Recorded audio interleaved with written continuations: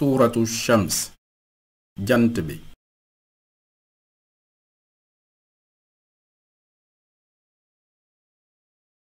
بسم الله الرحمن الرحيم ci turu yàlla yërëmaakoon bi jaglewaakoon bi والشمس وضحاها ci jant bi ak yoor yooram والقمر إذا تلاها ak ci weer wi su koy topp والنهار إذا جلاها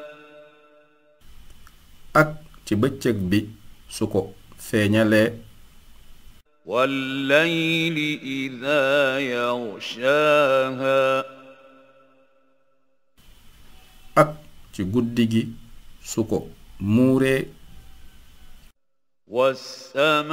والسماء وما بناها ak ci asamaan si ak ki ko tabax والأرض وما طحاها ak ci suuf si ak ki ko tàllal ونفس وما سواها ak ci ruu gi ak ki ko yemale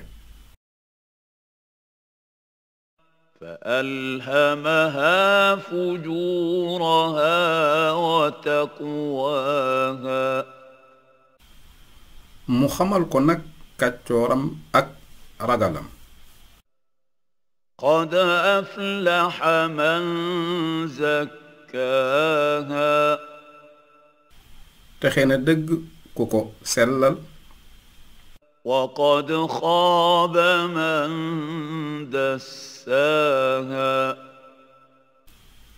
te ñàkk na dëgg ku ko tilimal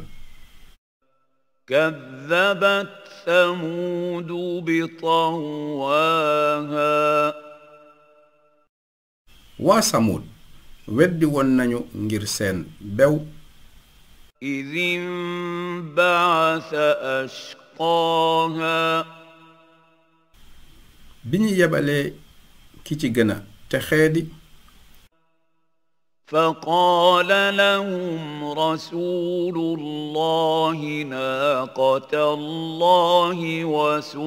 وسقياها yonentub yàlla bi wax leen nag bàyyi leen gileemuk yàlla gi akuk naanam فكذبوه فعقروها فدمدم عليهم ربهم بذنبهم فسواها waaye ñu weddi ko daldi ko loj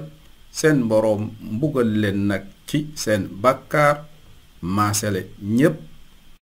ولا يخاف عقباها